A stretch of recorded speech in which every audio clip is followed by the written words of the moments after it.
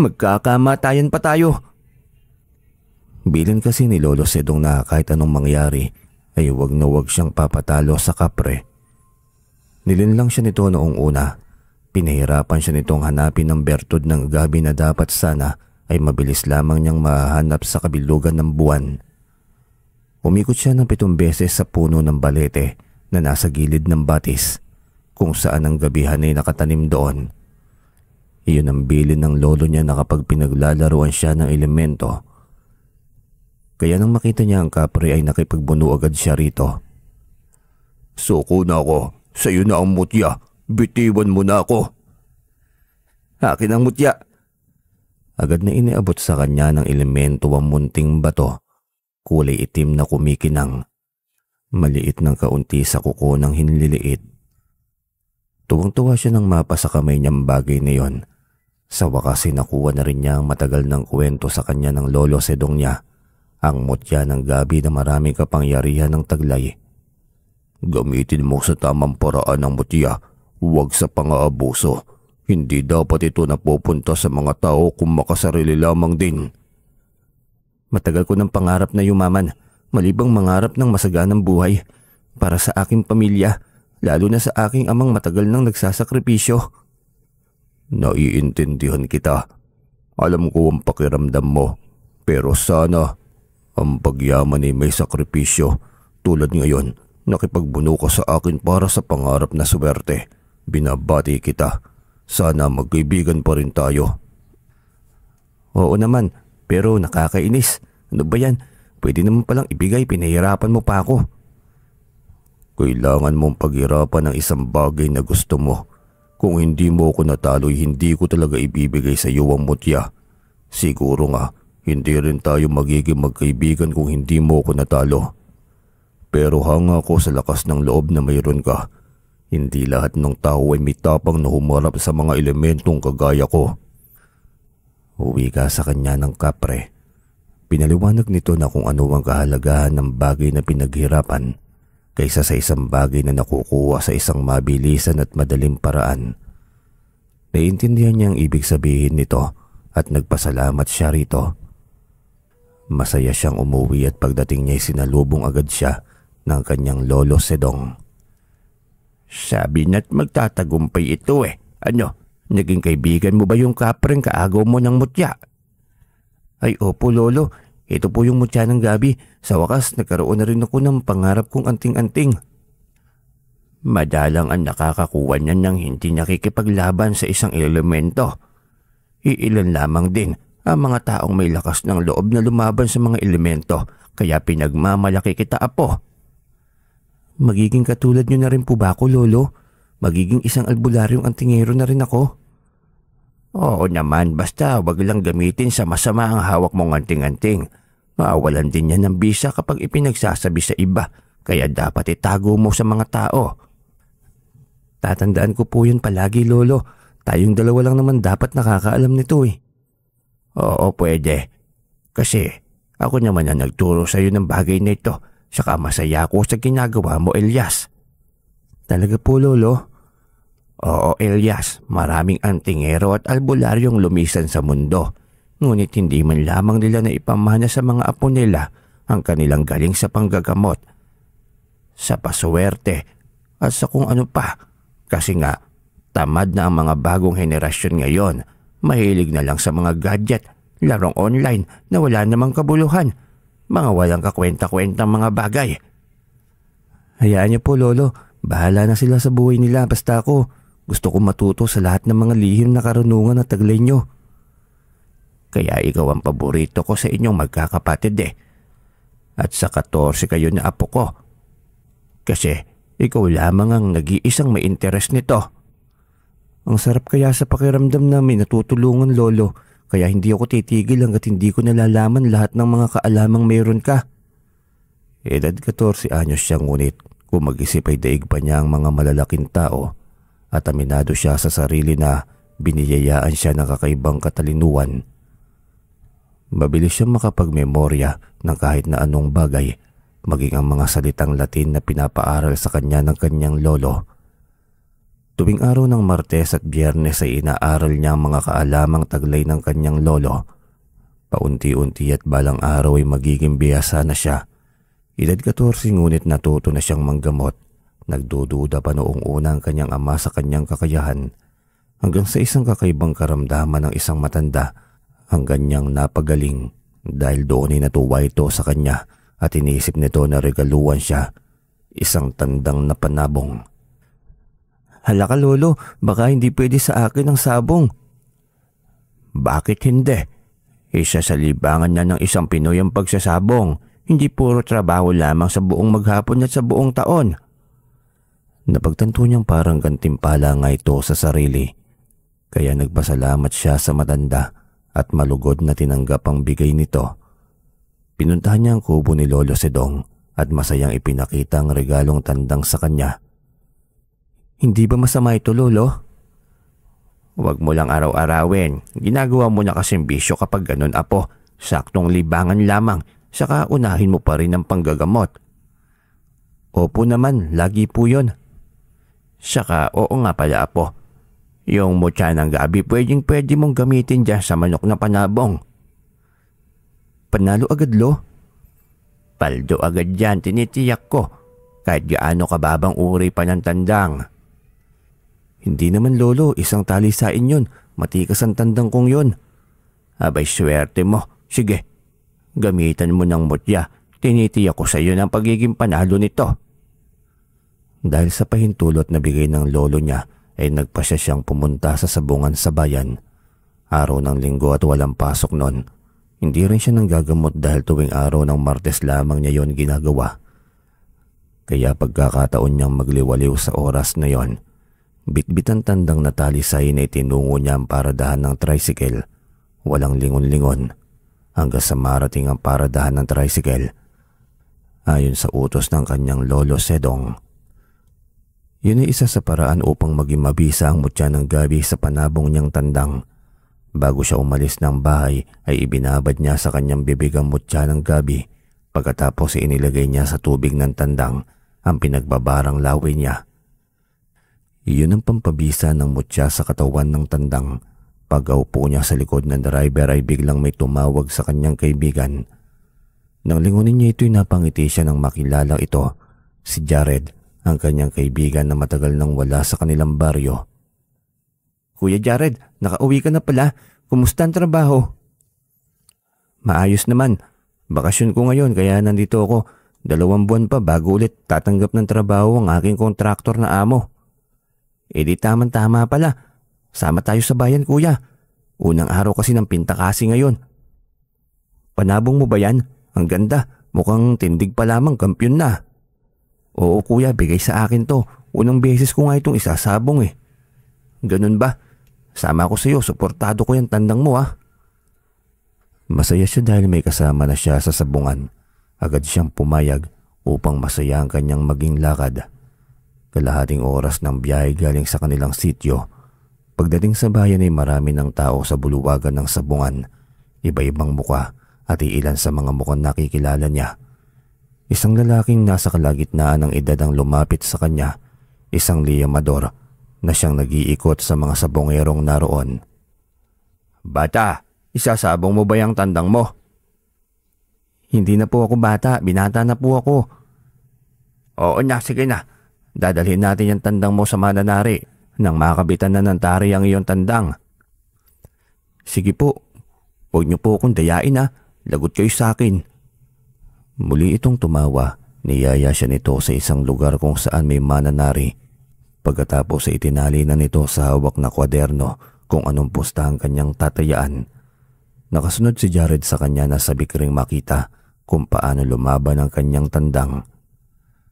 "Pupusta ako ah, dublado ako," ani Jared. Nilingon nito ni Mang Pedring at tumango. Nilista ni Tuwang kay Jared habang nakasunod sila rito. Nang mag-umpisa ang sabong ay puno ng kaba ang kanyang dibdib. Natakot siyang masugatan ng kanyang tandang, ngunit bigla niyang naalala ang bili ng kanyang Lolo Sedong. "Manyalig ka sa anting-anting na taglay mo at ng alaga mong tandang. Huwag kang matakot, huwag mong pagdudahan dahil ang iyong tandang ay magiging ganadores pagdating ng araw. At iyon ay dahil sa mutya ng gabi. Ano po yung ganadores, Lolo? Ang ganadores ay tawag sa tandang na palaging panalo sa sabong. Hindi matatalo ang iyong tandang, tiyak ako. Talaga, Lolo, magtitiwala ako, panalo ang tandang kong ito. Biglang lumakas ang kanyang loob na maalala yon. Buo na ulit ang kanyang loob. Buo na ang kanyang tiwalang mananalo ang kanyang tandang. Nakatuon ang kanyang atensyon sa laban ng kanyang tandang. Kakaibang kilos at pagbalo. Tila ba nadudulas lamang sa katawan nito ang tari ng kalaban. Hindi ito tinatablan ng patalim. Ito na ba yung bisa ng mutya ng gabi? Ang galing, nakakamangha. Biglang naputol ang kanyang atensyon nang sikuin ni Jared ang kanyang tagiliran. Napalingon siya rito sabay tanong na may pagtataka. Tignan mo yung lalaking malaki ang katawan sa ating tapat, yung nakatayo at nakatingin sa naglalabang tandang. Ang sama ng tingin niya sa talisayang tandang mo. Yung kadenang ginto ang kwintas, kuya? Oo siya, yung mahaba ang buhok na puro alahas ang katawan. Napatingin sila sa kinaroroonan ng lalaki. Parang gusto nitong tiresin ang kanyang tandang. Hindi ito mapalagay sa kinaroroonan nito. May tatayo. Pagkatapos ay uupo naman, may minsang isusuntok nito ang kanang kamay sa kaliwang palad nito. Hala kuya, mukhang galit na galit nga sa akin tandang yun ah.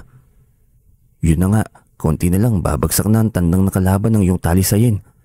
Siguro, tandang niya yun, kaya ganyan na lamang ang kanyang reaksyon. Mukhang hindi naman siyang may hawak ng tandang na yan kanina kuya eh. Baka tauhan niya, yayamanin yung pormahan eh, kaya malamang maraming tauhan yan. Siguro nga no. Nawala ang kanilang atensyon sa kanilang tandang. Nabalik na lamang ang kanilang atensyon nang marinig nilang hiyawan ng mga sabongero. Nakahandusay ang kalabang tandang ng kanilang talisayin. Galit na galit ang kaninang lalaki. Kinuyom nito ang kanyang kamay. Panalo tayo, Elias! Panalo ang iyong tandang! Oo nga po kuya, totoo nga ang sabi ni Lolo Sedong. Anong sabi niya? Nagulat siya't napatitig sa kanyang kaharap. Hindi nga pala dapat ipinagsasabi ang kanyang taglay na mutya. Mabuti na lamang at may naisip siya agad na rason. Sabi kasi ni Lolo, maging positibo lamang daw at huwag pagdudahan ng galing ng aking alaga. Kaya ayun. Iniabot sa kanya ng mananari ang kanyang bihag na tandang at ang alaga niyang talisayin. Napangiti itong pinuri ang kanyang alaga. Napakagaling ng iyong alaga, akalain mo yon, wala man lamang kaunting gasgas. Napangiti siya sa papuri nito. Nagpasalamat siya nang maibigay sa kanya ang kanyang panalo at binigyan ng balato ang mananari. Mas lalo itong natuwa sa kanya. Tatandaan kita palagi rito. Ako nga pala si Borjok. Ako po si Elias Manong. Salamat din po sa pag-alalay sa aking tandang. Ay wala naman akong ginawa. Nilagyan ko lang naman ng tari ang iyon tandang. Talagang magaling lamang yung tandang mong alaga. Ngumiti siya. Kung alam mo lamang sanang mutya ang nagbibigay ng swerte sa alaga kong tandang Manong. Sambit niya sa kanyang isipan habang nakatitig sa kaharap. Nagpaalam na sila dahil kailangan na rin nilang umuwi. Ibibigay niya sa kanyang ama ang kanyang bihag. Tiyak na masarap na pulutan sa lasinggero niyang ama. Paglabas nila sa sabungan ay diretso sila sa paradahan ng tricycle. Ngunit hindi pa man sila nakakarating sa paradahan nang harangin sila ng tatlong lalaki. Kuya Jared, mukhang tayo ang kailangan ng mga ito ah. Mukha nga, bakit kaya? Nasa gilid ng mga ito ang kulay itim na van at bigla iyong bumukas. Bumungad ang isang pamilyar na muka. Ang kaninang puno ng alahas ang leeg at mga kamay. Ang lalaking mahaba ang buhok at matalim ang titig sa kanyang alaga. Ikaw pala ang may-ari ng tandang na yan. Opo, boss. Ako po ang may-ari nito. Sa'yo pala yung kaninang tandang na natalo nito. Oo, at kung aalokin kitang bilhin ko ang yung tandang, papayag ka ba? Naku, pasensya na po boss. Hindi ko po binibenta ang aking alaga. Bigay kasi sa akin to. Kaya hindi ko magagawang pera dahil sa halaga nito sa akin. Kahit magkano bibilhin ko, sabihin mo lang. Kahit 1,000,000 pa yan. Nagmatigas pa rin siya kaya nagalit ito. Masama ang titig nito sa kanya maging kay Jared. Hinila siya ng kaibigan hanggang sa marating nila ang paradahan ng tricycle. Wala na siyang narinig sa bibig ng lalaki ngunit masama ang titig nito sa kanya. Mukhang masama ang tingin sa iyo ng lalaking yun, Elias. Oo nga po kuya, hayaan mo na. Madami naman tandang dyan, bakit itong akin talaga? Tinawag sila ng driver kaya sumakay na sila rito. Habang tumatakbo ang tricycle ay kinausap sila nito. Mukhang nagustuhan ni Boss Jovic ang alaga niyong tandang ah. Magaling, malamang nakitaan niya ng kakaiba yan. Tama po kayo Manong, napakagaling naman talagang lumaban ng tandang na ito. Akalain mo yun, ang tari ng kalaban ay dumudulas lamang sa katawan. Nako, baka dahil sa anting-anting yan. Hindi makasagot si Elias habang mariing tumanggi si Jared. Samantalang wala naman itong alam sa kung paano niya inaalagaan ang kanyang tandang. Mag-iingat lang kayo sa taong yan. Walang sino man ang tumatanggi sa kanya kasi isang pinuno ng sindikado yan si Boss Jovic. Bukod sa pagiging sabungero, nagbebenta yan ng mga iligal na baril. May malaking paggawaan yan ng baril at balita ko pa nga ay may koneksyon din yan sa sindikatong nangunguha ng mga batang binebenta para kunan ng lamang loob.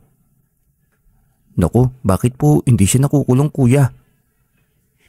Ano ka ba bata? Ibang kalidad ng hostesya ngayon. Kaya huwag ka nang umasa pa na mga katulad niya ay makukulong. Protektado yan ng mga malalaking tao sa lipunan. Umiling pa ito kaya napapalatak na lamang siyang nailing. Sa murang edad niya naiintindihan agad niya kung ano ang ibig nitong sabihin. Hindi na lamang siya umimik pa. Maging si Jared ay tikom ang bibig. Siguro may mahirap kalabanin ng mga ganitong uri ng mga tao. Pagdating sa kanila iniabot agad niya sa kanyang ama ang kanyang bihag. Tuwang-tuwa itong tinanggap ang kanyang ibinigay.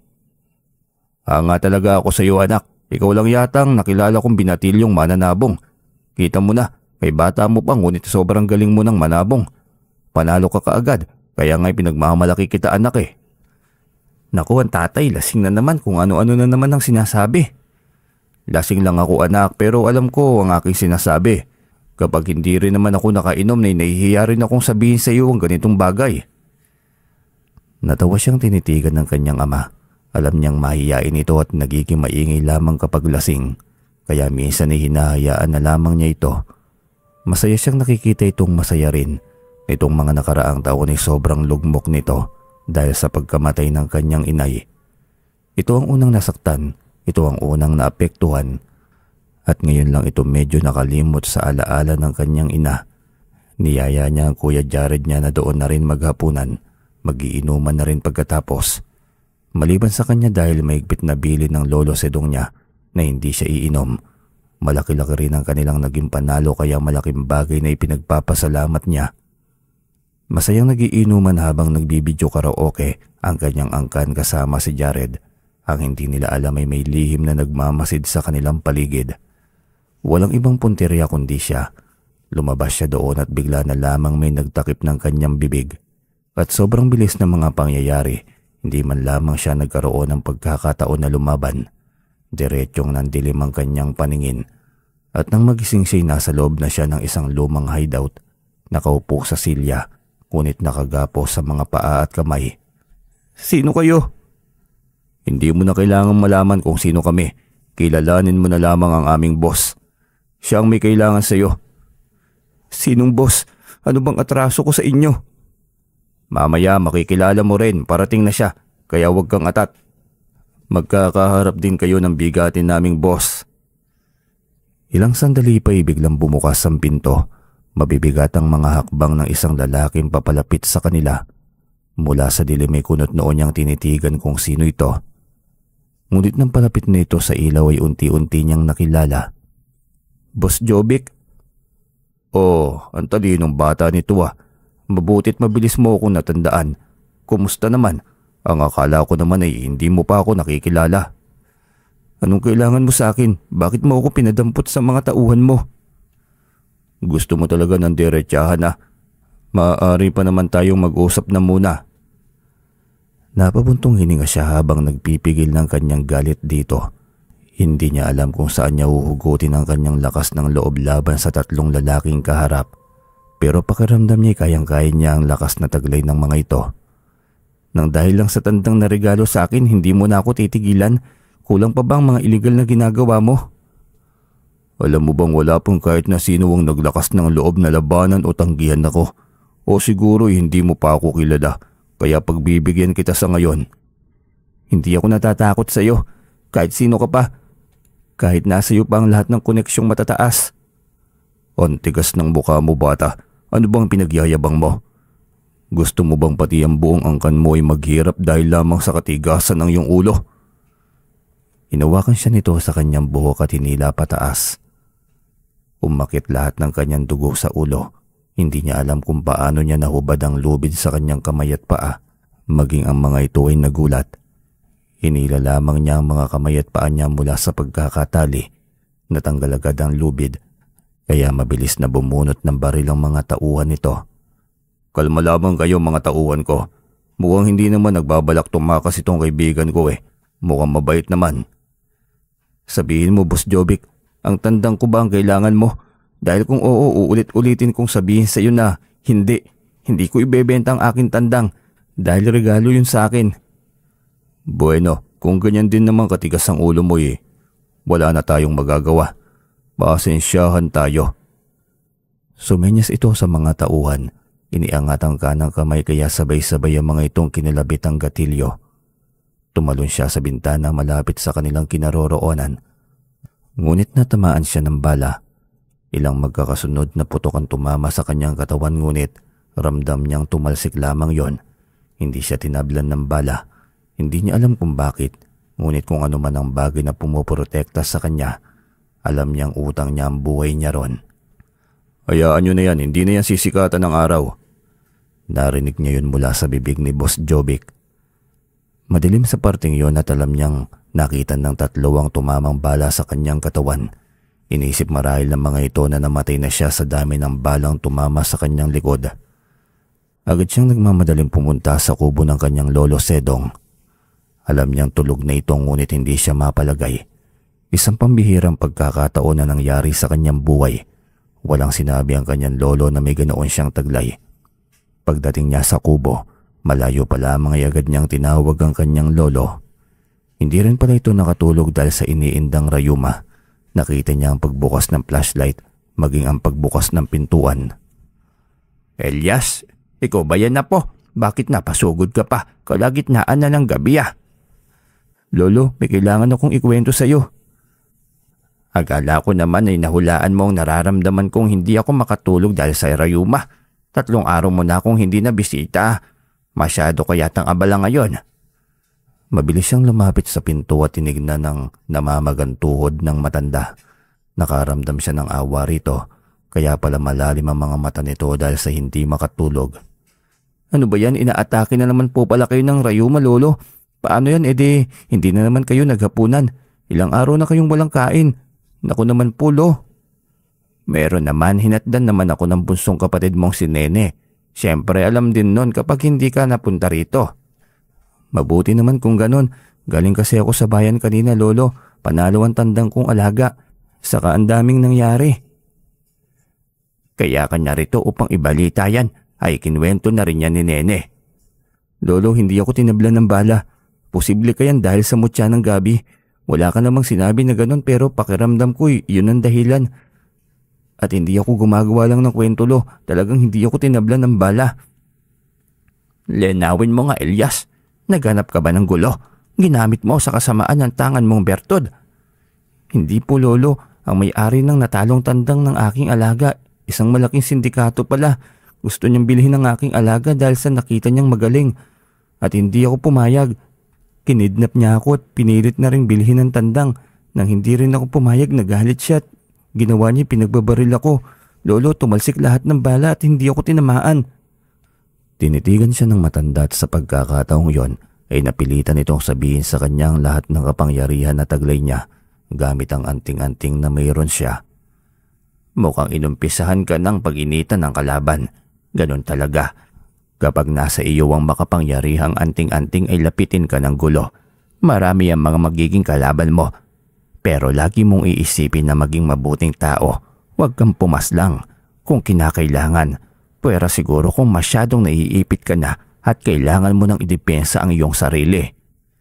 Lagi kong iisipin ang bagay na yan, lolo. Saka pinipilit kong maging mabuti kahit sila'y hindi naging mabuti sa akin. Mabuti yan kung ganon. may isa pa apo. Ano po yun lolo, makikinig po ako. Wag na wag mong gamitin sa kayabangan ng angkin mong Bertod kung ayaw mong mawala sa iyo ang bagay na yan. Ayaw po lolo, lagi ko yung iisipin. Simula nang madiskubre niya ang bagay na yun ay mas lalo pa siyang naging maingat. Ayaw niyang malaman ng marami na bukod sa panggagamot na galing sa pagtuturo ni Lolo Sedong, ay may kapangyarihan siyang depensahan laban sa kamatayan ng kanyang sarili. Pinili niyang maging pribado yon hanggang sa dumaan pa ang mga taon. Habang tumatagal ay mas lalo siyang nagiging bihasa sa paggamit ng kanyang kapangyarihan. Mas lalong naging malalim ang kanyang pangunawa at lalo pa siyang nakakatulong sa maraming taong nangangailangan. Hanggang sa makilala niya si Agot, isang bunsong anak na dayo galing Luzon. Ang ina nito ay taga Visayas at kapitbahay nilang kaanak, mga kapatid at magulang. Ngunit dahil hindi na matiis ng ina nito ang pambababae ng asawa, nagpasya na lamang itong umuwi ng Negros. Totoo nga, maganda yung babaeng nililigawan mo. Oo, Kuya Jared. At mabait pa, kaso ang problema ko'y mataray ang ina. Ang baba ng tingin sa akin, nakala mo naman nakapag-asawa ng matinong lalaki. Kaya siguro iniwanan dahil hindi lang mataray, kundi mapagmataas pa. Hala ka Elias, ang bibig mo. Paano ka magugustuhan yan kung ganyan kaikli ang pasensya mo? Natural talaga yan kapag nanliligaw ka. Kikilatisin ka ng gusto. Ganun ba yun Kuya Jared? Mukhang hindi eh. Dinig na dinig ng dalawa kong tenga ang baba ng tingin niya sa akin. Hindi ko raw kayang bumuhay ng babae. Kagwapuhan lamang daw ang meron ako, ngunit wala akong alam sa diskarte sa buhay. Ganun, hindi ipakita mong kaya mo. Magpatayo ka ng malaking bahay, bumili ka ng sasakyan. Kaya mo nang gawin yun. Malaki ng ipon mo, hindi ba? Isang ina yun, kaya malamang mag-aalala talaga yun kung anong buhay ang kaya mong ibigay sa kanyang anak. Naisip niyang sinabi ng kaibigan. Siguro ngay ganon. Bigla tuloy siyang pinanghinaan ng loob. Bakit pa kailangan magyabang na kaya niya ang lahat? Hinayaan muna niya ang bagay na yon. Pag-ibig lamang yun sa babae. Dati naman siyang nabubuhay ng walang babae sa kanyang buhay. Ilang araw, linggo, at buwan siyang walang paramdam kay Agot. Pinilit niya ang kanyang sarili na kalimutan ito hanggang sa tuluyan na siyang walang balita dito. Ngunit ang sumunod na pangyayari ay hindi niya inaasahan. Nakita niya si Agot na hinatid ng isang magarang kotse. Ang ikinagulat pa niya ang lalaking sindikato at ubod ng samaang lumabas mula sa kotse. Si Boss Jovic. Nasambit niya yun sa kanyang sarili. Wala siyang magawa kundi ang sumilip mula sa bintana ng kanyang kwarto. Kailan bang huling silip niya sa bintanang yon? Kailan pa nagumpisa ang paghatid sundo ng matandang ito sa babaeng pangarap niyang makasama sa buhay? Ngunit anong karapatan niyang magselos? Hindi naman niya pinaglaban ang kanyang pag-ibig dito. Binaliwala niya, kaya ngayon ay hanggang tingin na lamang siya. Si Boss Jovic pa naman ang kalaban niya. Sa dinami-rami ng lalaki sa mundo'y ito pa talagang nagiging karibal sa babaeng gustong-gusto niya. Pag minamalas ka nga naman, sambit niya muli sa kanyang sarili. Simula noon ay hindi na siya makatulog. Lagi niyang iniisip si Boss Jovic at ang panliligaw nito kay Agot. Parang hindi niya maatim na mapunta sa sindikato Wandalaga, kaya isang matinding desisyon ang kanyang ginawa. Iyon ay ang ipaglaban ng kanyang pag-ibig. Bakit hindi? Mahal niya si Agot at ramdam niyang mahal din siya nito. Ang mali lamang niya naging mahina siya at iyon ang pinagsisihan niya ng gusto. Ngunit gising na siya, hindi lamang para sa kanyang sarili, kundi para rin ilayo si Agot sa lalaking isang masamang impluwensya sa mundo. Nang oras ding yun ay bumaba siya upang pumunta sa bahay nila Agot. Nagulat ito nang makita siya at lalo naman si Jovic na noon ay tila nakakita ng multo. Ba't parang nakakita ka ng multo? Ikaw nga yan, Elias. Bakit, Boss Jovic? Buong akala mo ba talaga napas lang mo ko at ng mga tauhan mo? Hindi ito mapalagay at napatayo pa mula sa kinauupuan nito. Si Agot na kanina papalipat-lipat ng tingin ay hindi maipintang muka. Siya ring paglapit ni Aling Susan na halatang dismayado sa kanyang presensya. Ano na naman bang ginagawa mo rito? Akala ko ba'y sumuko ka na sa panliligaw kay Agot? Bakit nandito ka na naman? Mahirap bang umintindi na hindi ang kagaya mo ang gusto ko para sa aking nag-iisang anak? Pasensya na po Aling Susan. Magandang gabi po. Medyo nagkamali lamang ako ng ideya na tigilan ang panliligaw kay Agot. Ngayon ay bumalik ako dito at itutuloy ko ang panliligaw sa babaeng mahal ko. At hindi ang sagot mo ang gusto kong marinig, kundi ang kasagutan mismo ni Agot. Ang tigas ng mukha mo, Elias.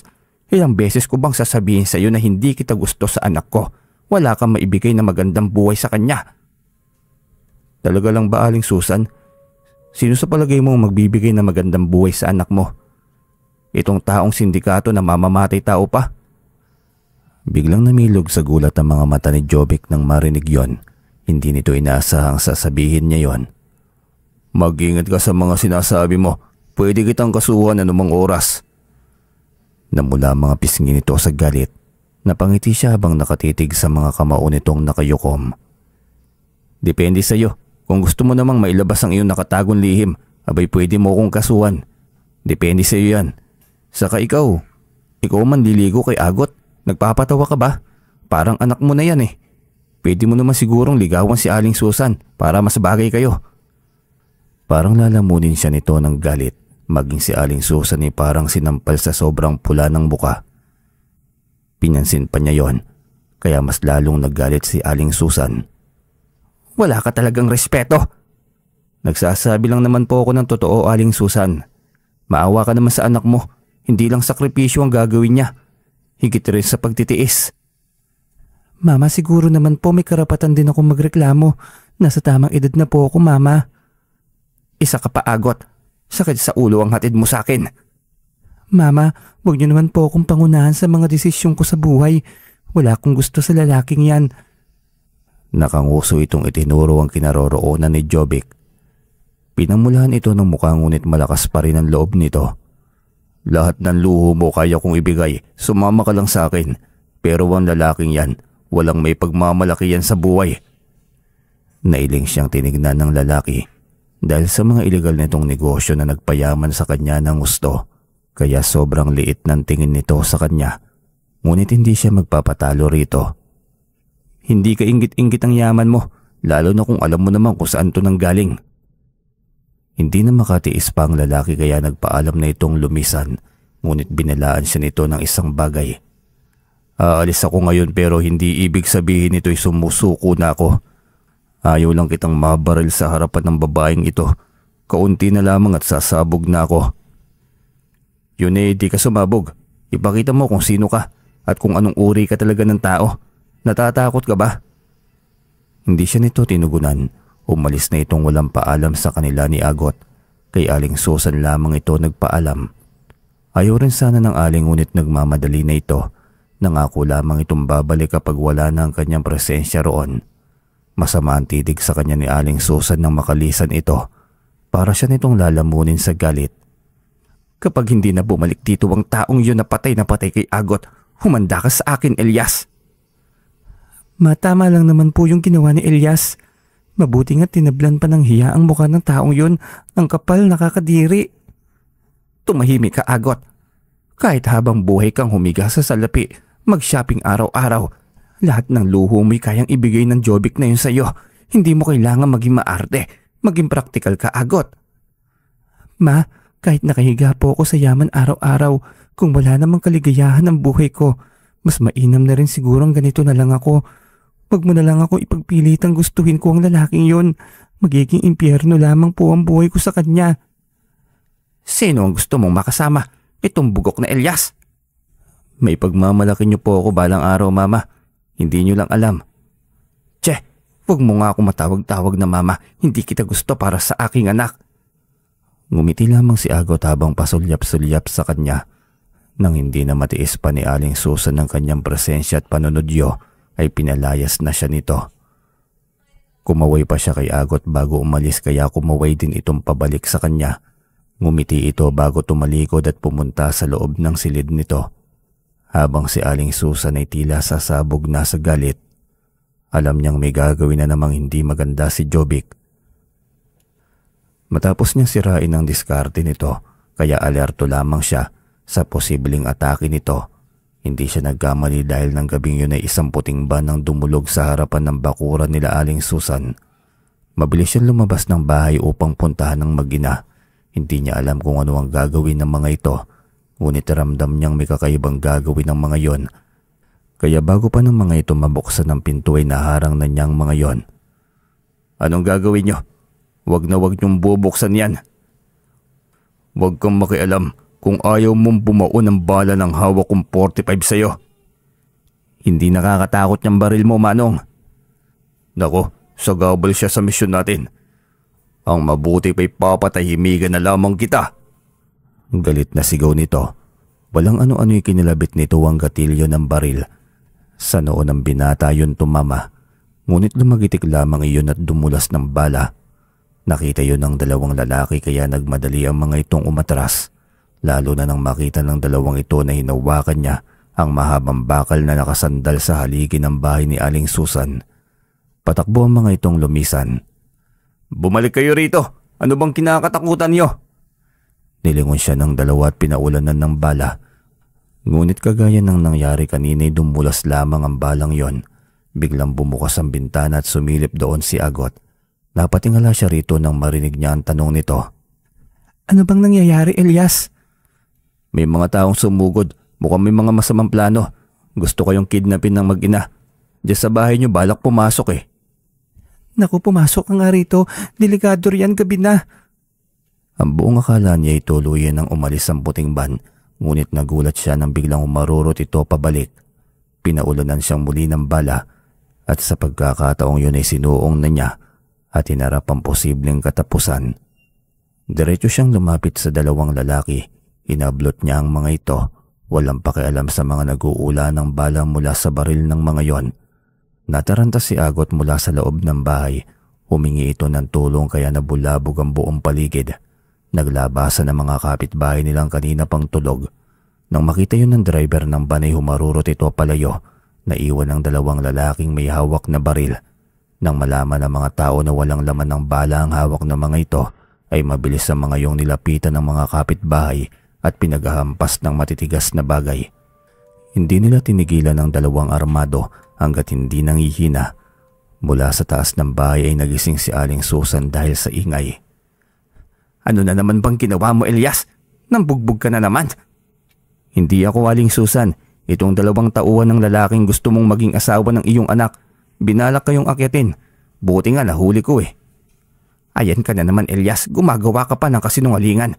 Umuwi na nga kayo. Hindi na gumagalaw ang mga yan. Baka mapatay nyo. Alisan ng mga tao nang sitahin ni Aling Susan. Maliban sa kanya na nag-aalala rin sa dalawang lalaki na halos hindi na gumagalaw.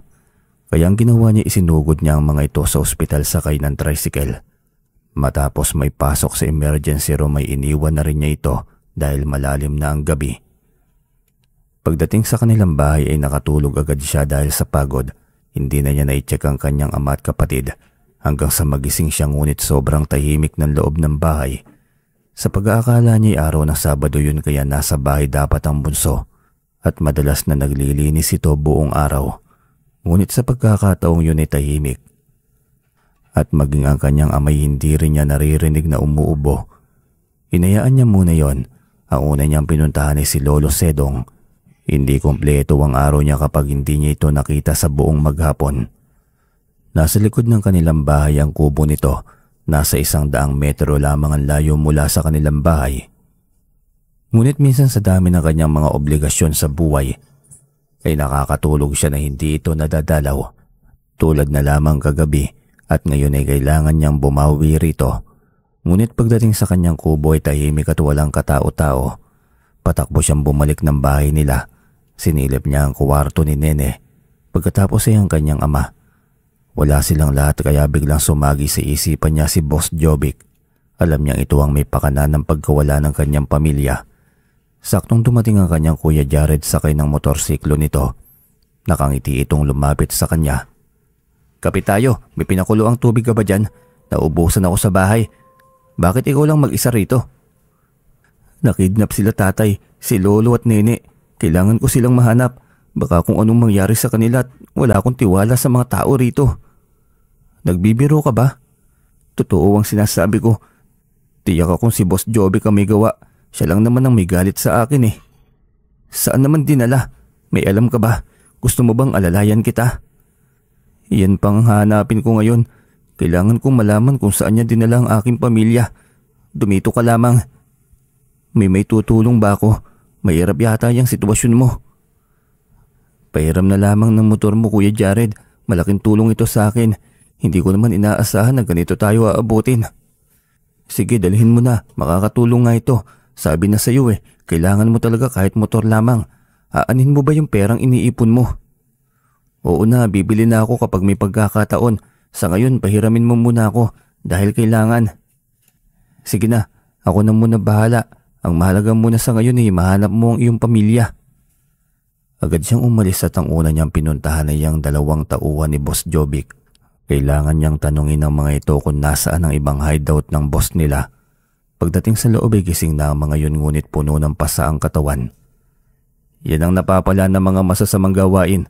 Bakit kasi pinili niyong gumawa ng kasamaan sa halip na gumawa ng kabutihan? Salamat sa pagdala mo dito sa amin sa ospital, Elias. Akala ko nga mamamatay na kami. Ano bang balak mo sa amin, Elias? Bakit mo pa kami dinala rito sa ospital? Ipapakulong mo ba kami? Ano namang mapapala ko kung ipapakulong ko kayo? Wala rin naman. Saka si Jovic naman ang may utos ng lahat ng ito, hindi ba? Ito lang naman ang trabahong may malaking kita. Ilang taon ako nagsipag sa kumpanyang pinagtatrabahuhan ko. Anong napala ako? Natanggal pa ako sa trabaho dahil lamang sa sipsip kong kasama. Kaya mas mabuti pang maging masama, mas madali at mas malaki ang kita. Oo nga naman, halos pareho lang kami ng senaryo. Dahil din sa sipsip kong kasama sa trabaho, kaya nawalan ako ng hanap buhay. Paano ko bubuhayin ang kambal kong anak? Kaya hindi mo rin kami masisisi kung bakit nagawa namin ang ganitong trabaho. Tahimik siyang inaanalisa ang mga sinasabi ng dalawa. Minsan ay kapwa lamang din ang nagtutulak sa mismong kapwa upang gumawa ng masama. Pero siguro, hindi rin rason para hindi pagpatuloy ang tamang gawain. Napabuga siya ng hangin sabay hilot ng kanyang sentido. Hindi ito ang problema niya kundi ang kanyang ama, kapatid at ang kanyang lolo. Kaya wala siyang pakialam kung ano man ang dahilan ng mga ito'y wala siyang pakialam. Ang gusto lamang niya'y malaman kung nasaan ang kanyang pamilya. Nawawala ang aking pamilya. Ituro niyo sa akin kung saan posibleng itinago ni Boss Jovic yon. Sa kanyang hideout sa likod ng bodega niya, doon mo hanapin. Hindi mo malalaman na may hideout doon dahil sa malalaking punong kahoy sa harapan. Saka mayayabong na damo. Suungin mo makipot na daan. Walang nakabantay dyan dahil walang nakakaalam sa hideout na yan maliban sa amin. Sigurado ba kayong walang bitag sa daan? Nagkatinginan ang mga ito na tila ba nag-aalangan. Napagtanto niyang may tinatago ang mga ito kaya pinilit niyang paaminin. Naging mabuti ka sa amin kaya hindi ka namin pwedeng ilagay sa panganib. Anong ibig mong sabihin? Sa makipot na daan ay may nakausling kahoy. Bunutin mo ng maingat kasi konektado yun sa bomba. Kapag nagkamali kang matisod yun, pulbos ang katawan mo. Nagpasalamat siya bago iniwan ng mga ito. Nagmamadali ang kanyang kilos sa pag-aalalang baka kung ano ang maisip na gawin ng lokong si Boss Jovic. Halos paliparin niya ang motorsiklo marating lamang ang lokasyon. Maingat niyang sinunod ang bili ng 2 tauhan ng boss. Narating niya yon nang walang kahirap-hirap. Tagumpay niyang napasok ang hideout. Tahimik ang loob, parang walang tao kaya pinasok pa niya ang malaking hideout na yon. Maraming silid sa loob, hindi niya alam kung saan siya papasok at nakakandado rin ang lahat kaya kailangan pa niyang hanapin ang susi ng mga yon. Ito ba ang hanap mo? Napalingon siya rito. Kumulo ang dugo niya habang nakatitig sa lalaking kaharap. Nilalaro ng daliri nito ang punpon ng susi habang nakaukit sa mukhang nakakabwisit ng ngiti. Ang galing ah, paano mo natunto ng hideout ko gayong 4 na tauhan ko lamang ang nakakaalam ng lahat ng ito? Maging mga bitag at bombay alam na alam mo rin. Hayop ka, Jovic. Pakawalan mo ang pamilya ko o pupulbusin ko yung katawan mo. Kunwari natatakot ako. Naku Elias, hindi mo ko kilala. Hindi mo alam kung hanggang saan ang koneksyon ko. Yan ang ipinagmamalaki mo. Kaya malakas ang loob mong gumawa ng masama. Natural. Anong silbi ng pagpapayaman ko, hindi ba? Kaya ako kumukuha ng mga tauhan ay upang maging depensa ko Nang sa ganun walang kahit na sino ang lumapastangan sa akin. Pero anong ginawa mo? Saan ka ba humuhugot ng lakas ng loob? Makakaramdam lamang ako ng konsensya kung mabuting tao ka, Jovic. Pero sa ganyang gawain mo, masahol ka pa sa pamangkin ng mga kampon sa ilalim ng lupa. Pakawalan mo ang pamilya ko. Kung gusto mo ay tayo ang magtutuos. Umalakak ito sabay palakpak. Lumabas ang 2 tauhan nitong malalakiyang katawan. Daig pang wrestler sa laki na mga maskuladong pangangatawan. Ngunit wala siyang pakialam. Hindi siya natatakot at walang nakakatakot sa mga yon. Tangan niyang mutya ng gabi na siyang proteksyon niya sa lahat ng patalim, maging sa mga baril na maliliit man o gaya ng mga kalibre 45 at 38. Pagkatapos mo akong ipahiya sa mag-ina, pagkatapos mong ibisto ang aking trabaho, sa tingin mo kaya'y titigilan pa kita? Kung hindi kita mapapaslang, hindi rin kita titigilan. Kung gaano mas matigas ka pa sa bakal, uunahin ko na lamang ang iyong pamilya. Tignan natin kung hanggang saan ba yung yabang mong yan. Hindi ako nagyayabang. Isipin mo kung sino sa atin ang nang-agrabyado. Hindi ba't ikaw? Kasi ayaw mong maging talunan? Ang simple lang naman ang hiling ko sa iyo nun. Ibenta mo sa akin ang tandang mo, pero napakayabang mo't ayaw mong ibigay. Hindi lahat ng gusto mo'y makukuha mo, Jovic. Huwag kang manlamang sa kapwa. Biglang bumukas ang pintuan sa kanyang likuran kaya napalingon siya rito. Ang kanyang ama at kapatid, kasamang lolo Sedong niya na sobrang tanda na, ngunit nadamay pa sa galit ni Jovic sa kanya. Hayop ka! Pagbabayaran mo lahat ng ito. Ang sabihin mo, sila ang magiging kabayaran sa lahat ng mga naging atraso mo sa akin. Kasalanan mo, hindi sa akin. Kinuyom niya ang kanyang mga kamay. Kung hindi nito hawak ang kanyang pamilya ay kanina pa niya ito sinugod ng suntok. Ano bang gusto mo sa akin? Sabihin mo na. Hindi yung dinadami mo pang pamilya ko. Seryoso siya nitong tinitigan. May galit sa mga mata nito habang umahakbang papalapit sa kanya. Alam mo bang pinakaayaw ko ay ang kinokontra lahat ng aking diskarte? Una sa sabong, pangalawa sa babae. Anong ipinagmamayabang mo, Elias? Kayabangan, wala akong ganun. Ang sa akin ay sa akin, hindi ako nang aagaw. Mas lalo itong nagalit sa kanyang sinabi. Kinuha nito ang dekalibreng baril na inilagay nito sa tagiliran. Galit nitong pinukpok ang kanyang ulo, ngunit hindi man lamang siya nakaramdam ng sakit. Napasigaw ang kanyang kapatid na si Nene sa sobrang pag-aalala. Ngunit ang kanyang lolo Sentong ay hindi man lamang nakakaramdam nito dahil alam nitong taglay niya ang mutya ng gabi na siyang magiging depensa niya. Maging ang kanyang amay alam din ang taglay niyang anting-anting at alam niya ang ibang Latin na pwede niyang maging depensa. Totoo nga sinasabi nila. Ikaw nga si Boy Tigas. Anong meron ka? Ikaw malamang ang pamangkin ng kampon sa ilalim ng lupa. Nailing siyang tinitigan ng kaharap. Masyado ng mahaba ang oras. Ang kailangan lang naman niya ay ang kanyang pamilya. Sa bagay, hindi rin naman kayo makakalabas pa ng buhay sa hideout na ito. Magiging pulubos kayo kasama nitong gusaling ito. Galit niyang wika. Pagkatapos ay binitiwan ng mga tauhan nito ang nakagapos niyang ama, kapatid at lolo. Iniwan sila nito sa loob habang nakatutok ang baril. Isa-isang isinarado ang mga bintana at pintuan. Hayop ka talaga, Jovic. Pagbabayaran mo ang lahat ng ito. Galit na sigaw ni Elias. Bilin ng kanyang lolo na kahit na anong mangyari huwag siyang pumaslang. Ngunit ganito namang tao ang kanyang kaharap ay hindi siya sigurado kung kaya pa ba niyang magtimpi. Umiiyak ang kanyang kapatid na babae kaya madali niya itong nilapitan at isa-isang kinalagan ng mga ito. Huwag kang matakot, Nene. Makakalabas tayo rito ng buhay. Lakasan mo ang iyong loob. May tiwala kami sa iyo, Apo. Alam kong kaya mo kaming palabasin dito ng buhay. Siyempre naman, Lolo. Ikaw ang nagturo ng mga lihim na karunungan na taglay ko ngayon. Humanda sila sa akin oras na makalabas tayo rito. Galit na galit niyang kinakalagan maging ang ama at lolo Sedong niya. Pagkatapos ay hinanap agad nila ang posibleng daanan upang makatakas. Kailangan niyang magmadali dahil alam niyang maraming bombang nakatanim sa lugar na yon. Anak, kahit hindi na kami mailigtas, ang mahalaga ay ang kapatid mong si Nene. Oo nga apo, matanda na kami. Ngunit ang kapatid mo'y marami pa siyang pangarap na kanyang tuparin. Kaya wag na wag mo siyang pababayaan.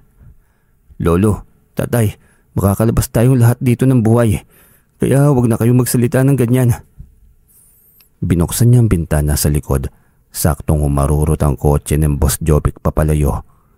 Dinig rin niya ang tunog ng timer ng bomba, kaya mabilis sa mga naging pagkilos niya. Nauna na niyang pinatalon si Nene pagkatapos ay ang kanyang ama. Kinarga na rin niya ang kanyang lolo dahil alam niyang hirap na itong makalakad dahil sa rayuman nito sa paa. Kumapit ka lolo, kailangan nating magmadali. Wala na tayong oras. Iwanan niyo na lamang kasi ako apo. Wala na akong silbi pa sa mundong ito. Ang mahalagay na isalin ko na sa iyo ang kaalaman ko sa panggagamot. Taglay mo rin ang anting-anting ng gabi kaya wala akong dapat na ipag-alala pa. Salamat po lolo. Pahalagahan ko ang lahat ng mga bigay mo sa akin. Sa pagkakataong ito, kailangan muna nating tumakas. Matapos lumabas ng bintana, mabilis ang takbo nila papunta sa ilog. Kailangan nilang tawirin yon bago pa sumabog ang bomba. Mukhang malalim itong ilog apo. Hindi ko na kayang tawirin pa ito, kayo na lamang. Iwanan nyo na lamang ako rito. Lolo, bubuhatin nga kita. Malakas itong apo mo kaya wala kang dapat na alalahanin. Walang alinlangan niyang ang binuhat ang lolo at nang mapagtanto niyang wala ng oras sa inutusan niya ang kanyang ama at kapatid na tumalon na sa ilog. Saktong pagbilang niya ng 3 nang biglang sumigabong sa kanilang likuran. Masaya siya dahil tagumpay niyang nailigtas ang kanyang pamilya, ngunit hindi niya hahayaan na manatili pa rin sa mundo ang taong gumawa sa kanila ng ganoong kasamaan. Ilang beses na niya itong pinalampas dahil alam niyang wala namang epekto ito sa kanya, ngunit kaligtasan na sa kanyang pamilyang nakataya. Kaya hindi niya hahayaan na maulit pa ang bagay na yon. Nakauwi silang ligtas at ang Kuya Jared niya ang nabungaran nilang tao sa kanilang tahanan. Mabuti naman at hindi mo iniwan ang bahay, kuya. Hindi rin ako mapalagay. Mabuti at ligtas kayong lahat. Si Boss Jovic na naman ang may pakana nito, ano? Oo, kuya. Kaya ko nang tapusin ang sa pagitan naming dalawa. Maraming beses na ako nagpakumbaba. Kung ganitong pati ang pamilya ko'y madadamay, pasensyahan na kami. Naku apo, anong binabalak mong gawin? Maging ang kanyang ama ay nag-aalala. Naisip nitong lumisan na lamang sa lugar upang malayo sa kapahamakan. Lolo, hindi lang tayo ang ginaganito ng taong yon. Tiyak ko. Kaya kailangan ko ng putulin ang sungay ng taong yon. Kung hindi akong gagawa, sino? Walang kwenta kung isusuplong natin sa alagad ng batas. Natatabunan lang din naman sila ng pera. Tahimik at hindi nakapagbigay ng reaksyon ng kanyang lolo at ama na pagtanto ng dalawa na totoo ang sinasabi niya. Anak, kung may iba pang paraan baka pwedeng yun na lamang. Napakalaking kasalanan ng pumaslang anak. Kibit balikat lamang siya. Mas kasalanan kung ipapaubaya ang buhay ng mga taong gusto kang paslangin. Ilang beses na ba siyang nagbulag-bulagan? Naging manhid sa katotohanan. Hindi siya gumanti pero sa pagkakataong ito ay gising na ang kanyang diwa. Hindi siya titigilan ng lalaking ito hanggat hindi siya nito napapatahimik. Nang gabing yun ay hinintay niyang makatulog ang kanyang ama at lolo. Sila lang naman ang posibleng pumigil sa kanyang mga pinaplano. Nang masigurong mahimbing na ang tulog ng mga ito ay saka lamang siya maingat na lumabas. Pinuntahan muna niya ang 2 tauhan ni Boss Jovic. Sa tindi ng bugbog ng mga ito tiyak na hindi pa nakakalabas ng ospital. Pagdating niya roon ay parehong gising pa ang mga ito. Pareho ring nagtaka sa kanyang pagsugot at ganoong oras pa ng gabi. Hindi mo ba nahanap?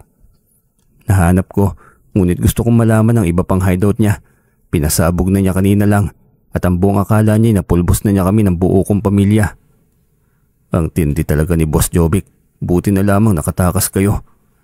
Bumuntong hininga siya. Parang masaya pa ang mga ito matapos marinig na kamuntik na silang maging abo. Pareho na yata ang mga ito sa ugali ng amo. Walang halaga ang buhay. Kayo ba? Wala na ba kayong balak na magbago pa ng buhay? Nangako ka sa amin na bibigyan kami ng panibagong simula Kaya toto pa rin namin na magbabago na ng landas. Malaking pagkakataon na itong ibinigay mo sa amin. Kung ganun, ituro niya sa akin kung saan ang totoong tahanan ng Boss Jovic na yan. Kailangan ng wakasan ng kasamaan niya. Walang alinlangan na tinuro ng mga ito ang mansyon ni Boss Jovic. Kasama nitong nakatira sa mansyon ang inang may sakit sa pag-iisip, kaya binalaan siya ng mga ito na mag-iingat. Kakaibang lakas ng kanyang ina kaya mag-iingat ka. Para siyang sinaniban ng 7 demonyo. Sabi nga ng mga katulong ay hindi lamang basta itong sakit sa pag-iisip, kundi isang mabagsik na aswang. Oo, Elias. Minsan na kasi niyang ginain ng isa sa mga bagong pasok na katulong. Marami na rin siyang dalang mga patay na sanggol. Minsan mga alagang hayop naman. Salamat sa impormasyon, aalis na ako. Hintayin niyo ang pangako ko sa inyo. Ibibigay ko sa inyo yon kapag tuluyan na kayong gumaling. Basta tuloy-tuloy dapat ang inyong pagbabago, hindi sa simula lamang. Tumango ang mga ito, diretso niyang pinuntahan ng address. Medyo may kalayuan at medyo tagong lugar iyon. Pinakadulo sa bayan, ngunit madalas ay mayayamang tao ang nakatira. Mabuti na lamang at iniwan muna sa kanya ni Jared ang motor. Hindi siya nahihirapang hanapin ng eksklusibong residential ni Boss Jovic. Medyo mahirapan siya makapasok dahil matataas ang pader. May nakabantay ding kawal sa labas. Kailangan pa niyang mag-isip ng paraan kung paano makakapasok. Isang delivery van ang dumating sa harapan ng bahay. Tumigil ito kaya naghintay siya ng pagkakataon. Isang kakatuwang driver ang umikot sa likuran ng truck. Iyon ang naisipan niyang palitan upang makapasok sa loob ng mansyon. Inakyat niya ito sa loob ng delivery van at pinukpok ang ulo ng matigas na kahoy na nakita niya sa gilid ng kalsada. Pasensya na po, Manong. Anya matapos itong mawalan ng malay. Hinila niyang lalaki sa pinakadulo malapit sa ulo ng van. Tinambakan niya yon ng mga kahon. Pagkatapos ay kinuha ang mga damit nito at isinuot. Maging ang sombrero at takip nito sa bibig ay kinuha niya at ginamit. Kumuha rin siya ng isang kahon at kinarga papunta ng gate. Magdi-deliver po, boss. Nakasimangot nitong binuksan ng gate. Tipid siyang umiti, karga ang kahon at hindi niya alam kung ano ang laman. Sa tansya niya mga sariwang karne yon. Bigla niyang naalala ang kwento ng mga tauhan ni Boss Jovic. Naisip niyang malamang para ito sa ina nitong pinapalabas na may sakit sa pag-iisip. Ngunit ang totoo ay isa lamang itong aswang. Pagkapasok sa loob ay sinalubong siya ng isang katulong. Itinuro nito kung saan niya dapat ilalagay ang mga kahon. Tumango siya't nakailang hakbang lamang siya nang maalala niya si Boss Jovic. Ito ang kailangan kaya walang alinlangan siyang nagtanong sa katulong. Itinuro nito ang kanang kwarto sa ikalawang palapag. Nagpasalamat siya't aalis na sana nang biglang tanungin ng katulong kung bakit niya hinahanap ang boss nito. Koleksyon po, siya naman magbabayad, hindi ba? Bumuka ang bibig nito sabay tango. Nginitian niya ito at diretso nang ipinasok sa itinuro nitong silidang kargang kahon. Pagbalik niya ay wala na ang katulong. Patakbo niyang inakyat ang hagdan. Pagtapat ng pinto ay kinatok niya kaagad yon. Dinig niya ang pagpiit ng seradura. Sino yan? Tanong ni Boss Jovic kasabay ng pagbukas nito ng pinto. Laking gulat nito nang makita siyang nakatayo sa harapan ng pintuan nito. Tila hindi pa ito makapaniwala sa kanyang presensya. Kumusta na, Boss Jovic? Nasorpresa ba kita? Mukhang nasorpresa nga kita. Parang sakwago na ang iyong pagmumuka. Buhay ka pa rin. Hindi ka man lamang napulbos ng bomba. Marami pa akong misyon at una na doon ang tapusin ng kasamaan mo. Umalakak ito matapos marinig ang kanyang sinabi. Nilampasan siya nito at tinungo ang kabilang kwarto. Tignan lang natin kung mabubuhay ka pa ngayon. Wika nito sabay tawag sa kanyang inay. Paglingon niya siya ring paglabas ng isang babaeng mahaba ang buhok. Halos nakasayad na yon sa lupa. Nasa kalagitnaan ng edad nito. Nanlilisik ang mga mata't parang asong ulol. Naglalawi rin ito ng malapot. Tila ba nakahandang atakihin siya ngunit hindi siya natatakot. Ito palang sinasabi nilang tinatago mong aswang. Hindi aswang ang mama. May sakit siya sa pag-iisip. Talaga ba? Kaya kahon-kahong karne ang naka-stack para sa kanya. Matinding sakit sa utak yan, boss. Buti hindi ka nahawa. Mas lalo itong nagalit sa kanya. Ngunit mas lalo niyang pinainit ang ulo nito. Dahil sa galit nito inutos nito sa ina na atakihin siya. Inila siya ng ina nito papasok sa loob ng kwarto. Sinarado agad ni Boss Jovic ang pinto upang masigurong hindi sila maririnig ng mga katulong sa loob ng mansyon. Mas pabor yun sa kanya. Madali niyang nagawa ang kanyang mga plano. Hinawakan siya ng ina ni Boss Jovic sa leeg at balak na dakmain. Ngunit mabilis niyang nahawakan at nailayo ang mukha nito. Sinakal niya ito ng walang kahirap-hirap. Hindi niya alam kung saan siya kumukuha ng lakas at ramdam niya na nahihirapan ito kahit nahawakan siya. Magrereklamo ito na madulas siya. Kinalmot siya nito ngunit hindi man lamang siya nagasgasan ng mahahaba nitong mga kuko. Anong uri ka ng nilalang? At kahit ang mamay hirap na hirap kang sugatan. Boss Jovic, hindi mo ako basta-basta masusugatan dahil protektado ako ng kabutihan. Mas lalo itong nagalit. Inutos nito na kainin na siya, ngunit hirap na ang ina nito na talunin ang kanyang lakas. Inipon pa niya ng gusto hanggang sa maging buo at buong lakas niya itong itinapon sa matigas na dingding. Napahiyaw ito sa una ngunit unti-unting nanghina habang unti-unting tumatagas ang dugo sa ulo. Mama! Umalingaw-ngaw ang sigaw ni Boss Jovic sa loob ng kwarto ng ina. Hindi nito gumagalaw at nakadilat na lamang ang mata. Patakbo itong nilapitan ni Boss Jovic at niyakap. Akala ko pagkatao mo lamang ang may kakaiba, mas malala pa pala ang iyong ina. Walang hiya ka, pinaslang mo ang inay ko. Pagbabayaran mo ito. Baka nakakalimutan mo na buong pamilya ko ang binalak mong pulbusin. Kulang pa yan. Kuyom ang mga kamay nito habang unti-unting umaangat. Galit na galit at nanlilisik ang mga mata. Kagaya ka rin ng iyong ina, kaya pala baliwala sa iyo ang buhay ng tao. Dahil hindi naman talaga kayo mga tao, mga aswang kayo, kaya maraming batang nawawala. Ang sabi binibenta ang lamang loob, yun pala'y kayo ang bumibili dahil mga aswang kayo. Umalakak lamang ito. Inikot ang leeg at muling humarap sa kanya. Nakatitig pa ito sa kanyang tiyan. Hindi niya alam kung ano ang balak nito. Malamang ay ang kanyang sariwang lamang loob. Alam mo, kayong mga tao ay pagkain lang naman talaga namin. Ganito kami ginawa. Kaya anong magagawa namin? Nagumpisa na itong salakayin siya. Hinanda niya ang sarili. Kanina pa nakahanda ang kanyang plano. Maghahanap lamang siya ng daan kung saan siya maaaring lumabas. Dahil balak niyang tustay ng mag-inang ito. Hindi lang ilegal ang problema sa mga ito dahil salot din ang mga ito sa mga tao at kailangan ng wakasan dahil maraming buhay na ang naging biktima ng mag-ina.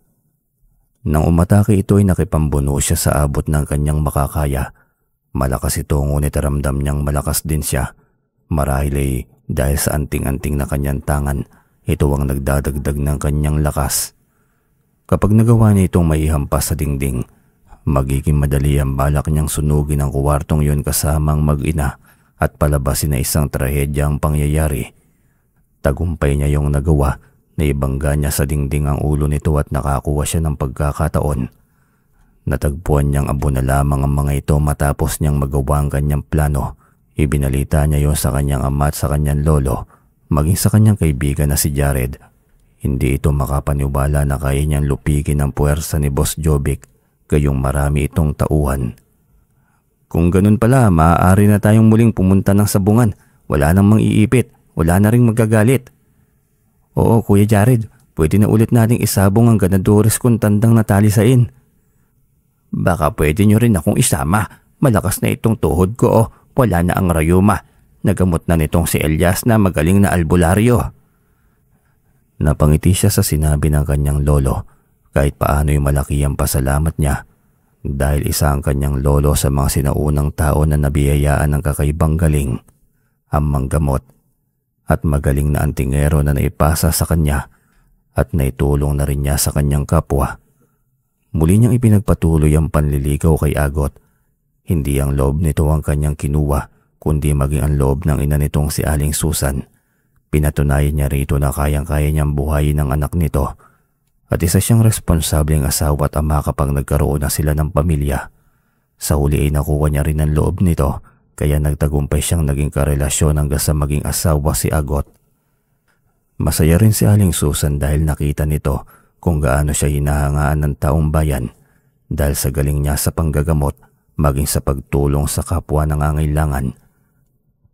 Patuloy siya sa pagsasabong, ngunit limitado yon, hindi rin para sa sarili lamang kundi marami rin siyang natutulungan. Maraming paraan kung paano maging mabuting tao, marami ring dahilan para isipin na maging makatao. Hanggang dito na lamang po ang kwento. Maraming salamat po sa inyo. Nais ko po kayong tanungin kung ano po yung natutunan natin o nakuha nating moral lesson sa kwentong ito. Bali,